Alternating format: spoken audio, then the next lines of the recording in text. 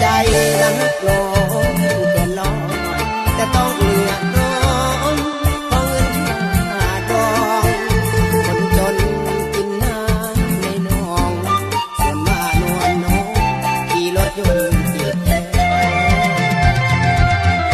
รถทั้งเก็บแต่ถ้าปุ่มคุ้มหักพอไหลเงินหน่อยสั่งคอยหักเกินร้อยเหลือแต่เศร้าเดียวมันสังไก่กันเหลือจังหาจนไก่เต่า